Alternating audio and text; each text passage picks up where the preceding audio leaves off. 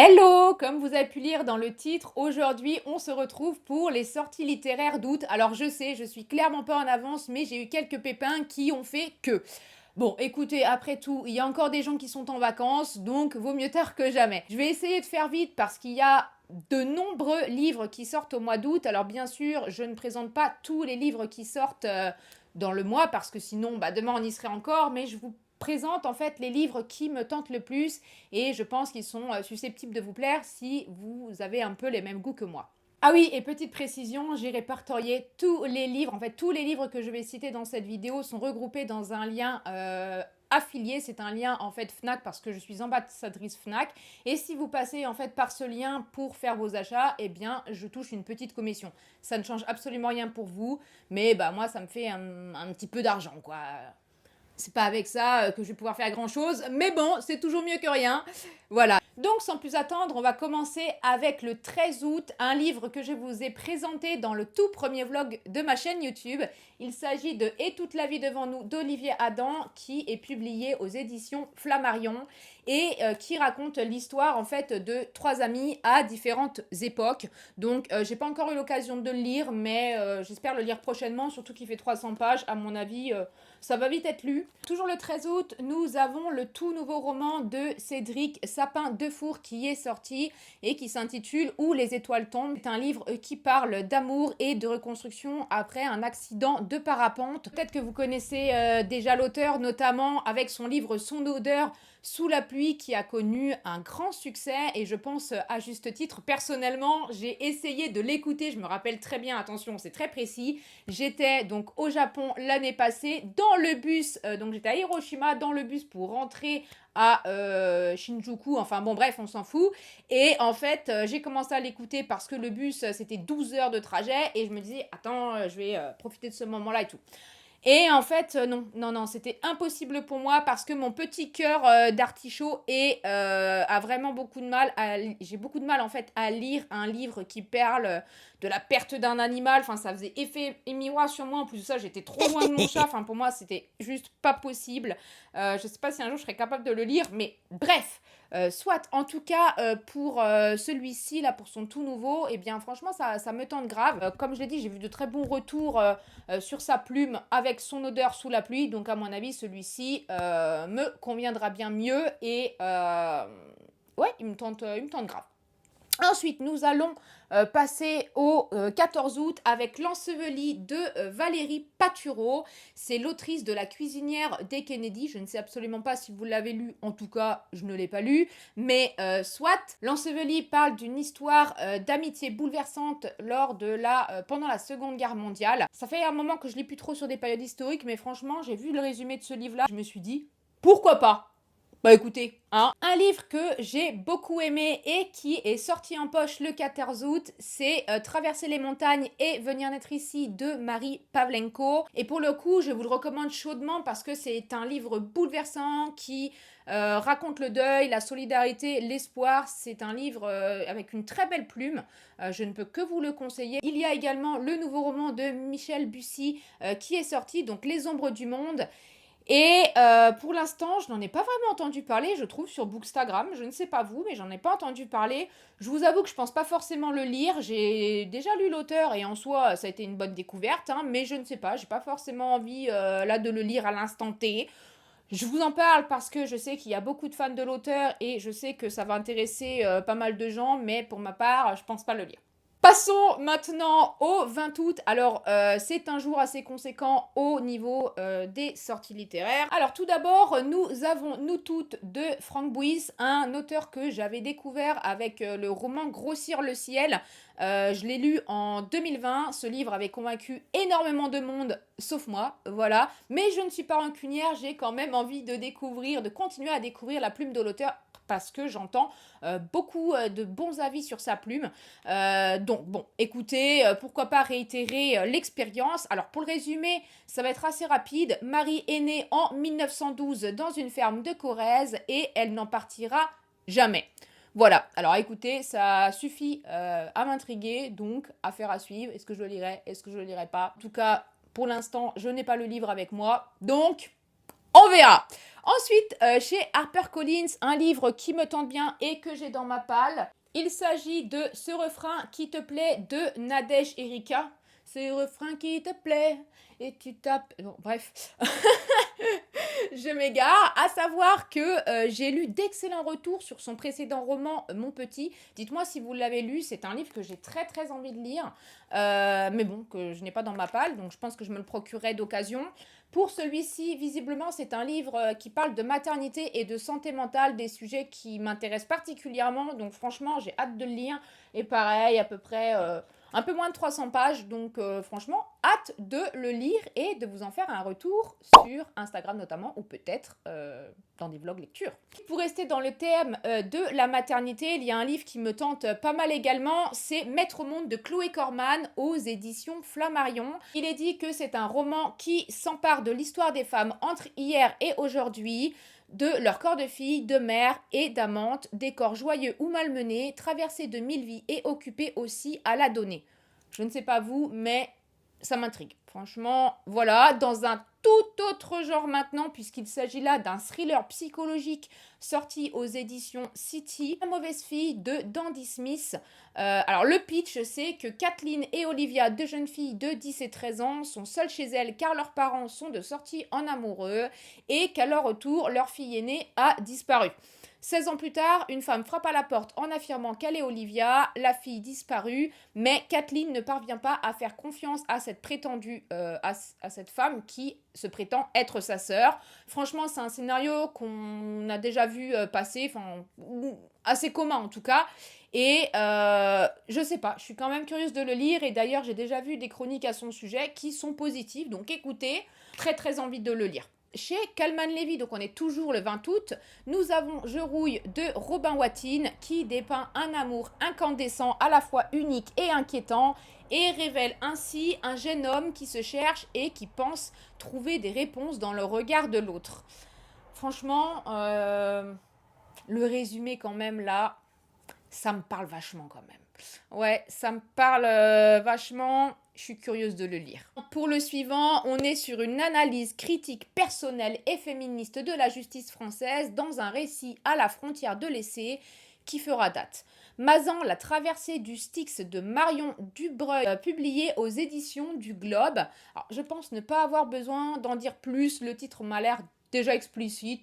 Je sais pas ce que vous en pensez. En tout cas, bien évidemment, après avoir lu Fétiche 45, etc., eh bien, j'ai bien envie d'en découvrir un petit peu plus sur tout ça, même si je ne suis pas sûre de lire un livre aussi complet que celui-ci.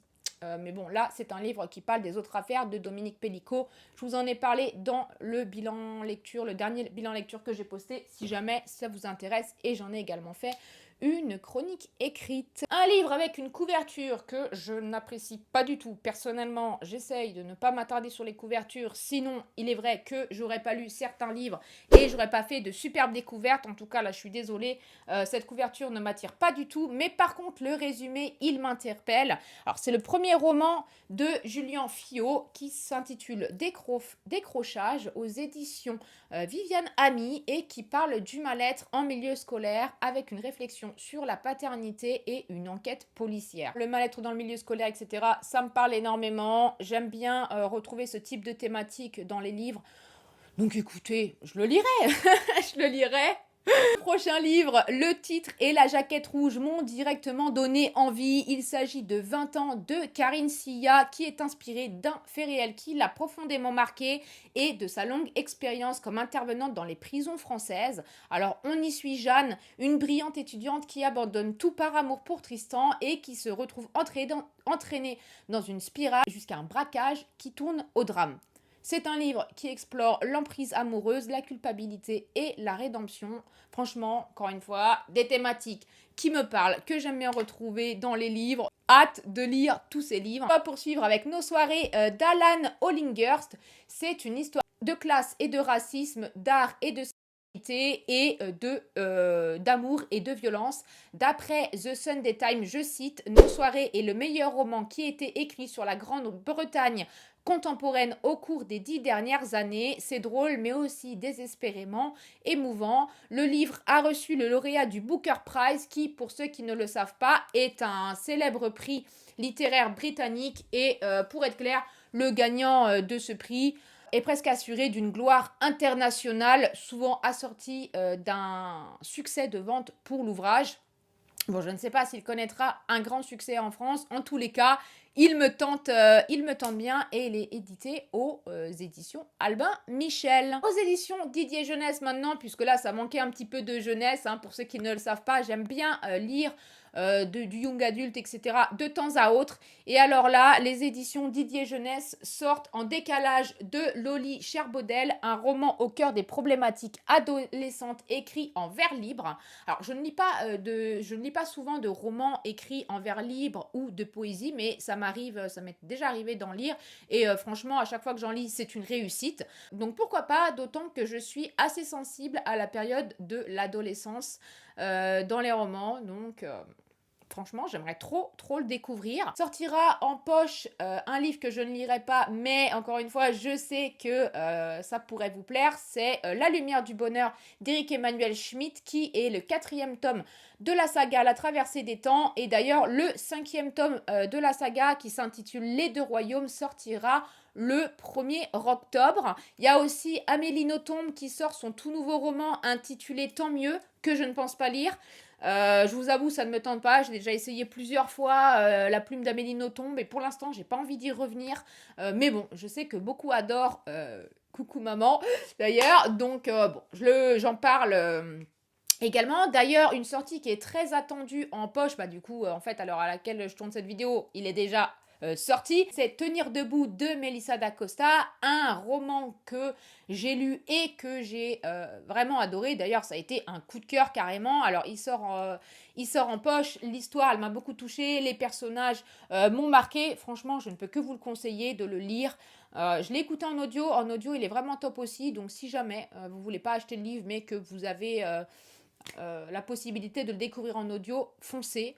Un autre roman adolescent, et là c'est sûr que je vais le lire, il s'agit de Debout et de cendres d'Amélie Antoine, qui est dans ma pile à lire, à savoir qu'Amélie Antoine, elle pense toujours à moi en fait pour lire ses romans, et je suis très touchée par ça parce que c'est une de mes autrices chouchou, vraiment, elle fait partie de mon top 3. Ça fait des années que je la lis, bien avant d'ailleurs d'avoir un compte Bookstagram. Je la lisais, je l'adore. Debout et de cendres raconte l'histoire d'Omaria Sanchez, une adolescente de 13 ans prisonnière des décombres de sa maison en Colombie en 1985, après que le Nevado del Ruiz soit entré en éruption.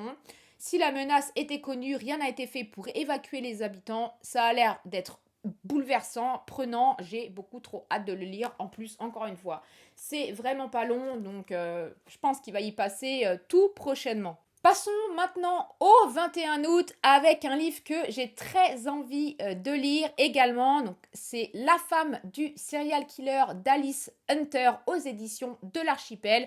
Un livre vendu à plus de 250 000 exemplaires et traduit dans 7 pays. D'ailleurs, il a aussi été adapté en série sur Paramount+.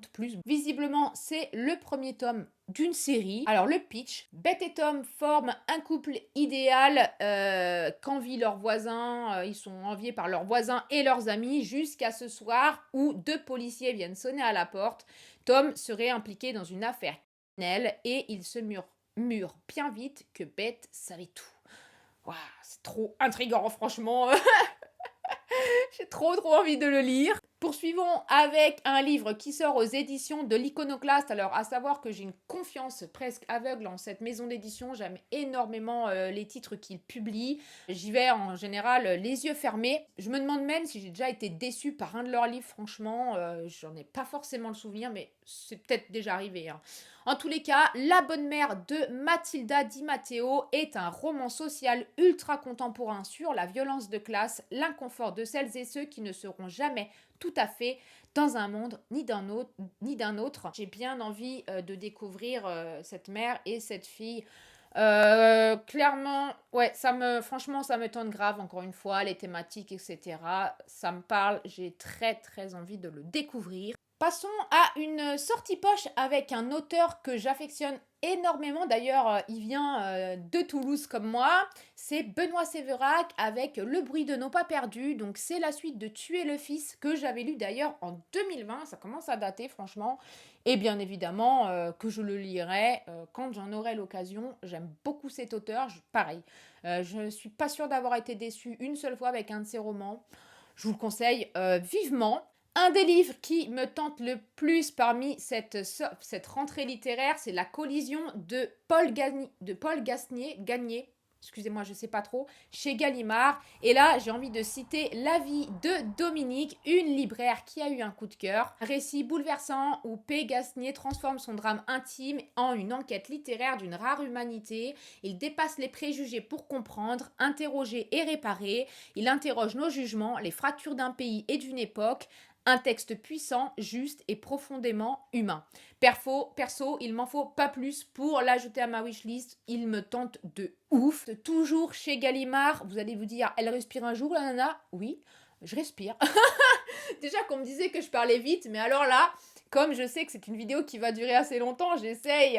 J'espère que c'est vrai, que c'est pas trop désagréable à entendre, hein.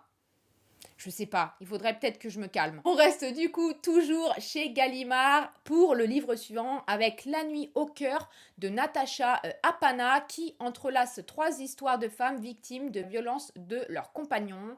Un livre qui scrute l'énigme insupportable du féminicide conjugal quand la nuit noire prend la place de l'amour. Je vais répéter ce que j'ai déjà dit 30 000 fois, une thématique qui m'interpelle, que j'aime retrouver dans les littératures. J'aime m'instruire sur ce genre de sujet. Un livre qui me tente bien également, c'est Le lotissement de Claire Vezin, à savoir que j'ai découvert l'autrice l'année passée avec Blanche. Alors c'est un livre que j'avais lu dans le cadre du prix littéraire Europe 1 GMF.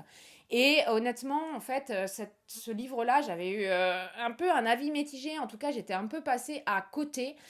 Mais bon, écoutez, j'ai envie de lui donner une seconde chance avec ce livre-là qui plonge le lecteur au cours des années 1980 dans une France en plein bouleversement. Et j'aime pas rester sur un échec, donc franchement, j'ai bien envie de découvrir ce nouveau roman de l'autrice. Pour finir sur le 21 août, il y a 2 livres que j'ai lus et qui sortent en poche. Donc le tout premier, c'est Tombé du ciel de Dalice Develay. C'est un livre témoignage qui parle de TCA, donc trouble du comportement alimentaire, et qui parle un petit peu en fait, elle témoigne de ses passages en hôpital, etc. Et j'ai globalement aimé, en tout cas je vous recommande cette lecture chaudement. Et un livre là pour le coup pour lequel j'ai eu un gros coup de cœur l'année passée, c'est Les hommes manquent de courage de Mathieu Palin. Mathieu Palin, c'est vraiment pareil, un auteur chouchou. C'est un auteur que j'aime énormément. Il y a juste un seul livre que je n'avais pas trop aimé, où j'étais un peu mitigée, là j'ai perdu le titre. Autrement, c'est vraiment un auteur que j'affectionne particulièrement. Pour ce livre-là, comme les autres d'ailleurs, il s'est inspiré d'une histoire vraie, un face-à-face bouleversant entre une mère et son fils. Franchement, foncez sans hésiter. Je mettrai la chronique si jamais vous voulez aller la lire, si ça peut déterminer votre envie ou non. Parce que là, c'est vrai que j'essaye de faire vite, mais voilà. Maintenant, nous allons passer au 22 août. On approche potentiellement de la fin, n'est-ce pas? Alors, un livre qui me tente beaucoup, c'est Ils appellent ça L'amour de Chloé Delhomme aux éditions Seuil. Alors, je pense que le titre en dit long, mais pour vous faire un résumé grossièrement, les amis de Clotilde organisent un week-end de 3 jours, mais malheureusement, c'est dans la ville où elle a vécu pendant 20 ans avec monsieur, un homme qui fidèle sa femme sous prétexte de lui faire du bien. C'est ainsi que Clotilde se dépouilla d'elle-même jusqu'à devenir un simple objet, mais un objet d'amour.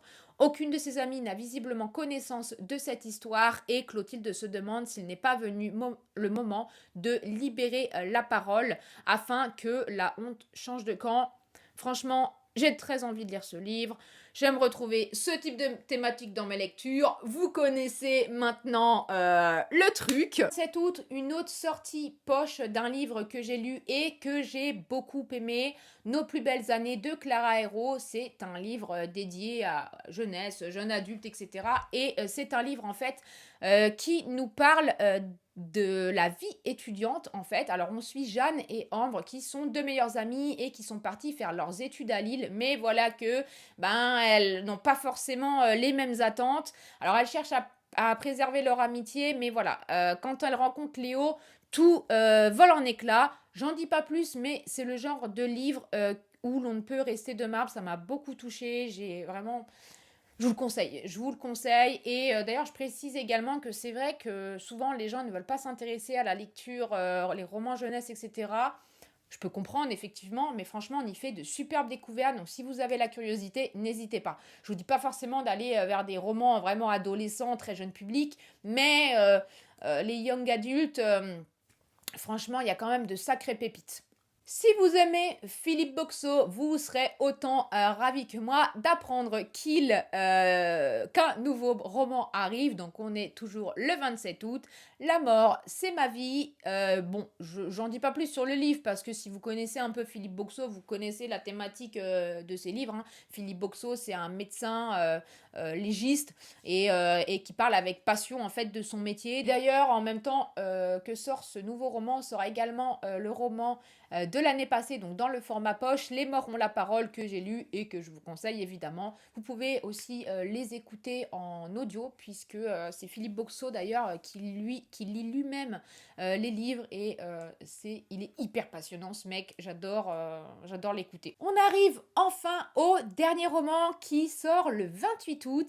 Il est publié aux éditions Michel Lafon, La vie selon Zoé d'Eleonora Galasso, et le résumé, il m'intrigue particulièrement, à peu près en fait comme tous les livres que j'ai déjà présentés ici. Alors, je vous lis le résumé. Zoé est morte en juillet. Rien n'avait préparé ceux qui l'entouraient à la voir disparaître. L'accompagner dans sa dérive relevait autant du dévouement que de l'ensorcellement. On s'y laissait emporter sans jamais en revenir tout à fait. Une question reste suspendue. Que gardons-nous des êtres follement aimés ? Franchement, ça me parle. Ça m'a pas l'air d'être très joyeux, mais comme beaucoup de livres que je lis finalement, mais ça me parle beaucoup. Et bien évidemment, je pense que je le lirai. Voilà, et bien je vais clôturer cette vidéo ici parce que je pense que j'ai déjà bien assez parlé. Je pense que vous avez la tête comme ça, vous aussi. Dites-moi dans les commentaires les livres qui vous interpellent le plus. Est-ce que ce type de vidéo vous plaît ? Est-ce que ça vous plairait en fait que je fasse ça de façon régulière tous les mois plutôt que de faire les sorties littéraires en story sur Insta? Est-ce que ce serait pas mieux de vous présenter les résumés des livres qui me tentent le plus en vidéo? Je ne sais pas, c'est à vous de me dire, ainsi je verrai si je poursuis ou pas. En tous les cas, comme vous avez pu le constater, il y a quand même pas mal de livres qui me tentent, que j'ai très envie de lire. Alors certains, c'est sûr que je vais les lire puisqu'ils sont dans ma palle. Il y en a d'autres, je pense que je vais me les procurer un jour ou l'autre, ça c'est certain. J'ai hâte d'avoir vos avis. Si on a des livres en commun, n'hésitez pas à me le dire également. N'hésitez pas à vous abonner si le cœur vous en dit. En tous les cas, pour moi, c'est un gros soutien. Hein, les abonnements, les likes, les commentaires, tout ça. C'est vraiment quelque chose qui encourage, qui donne envie de continuer, de persévérer. Je vous souhaite à tous d'excellentes lectures et on se retrouve très prochainement, je pense, pour un vlog. À bientôt!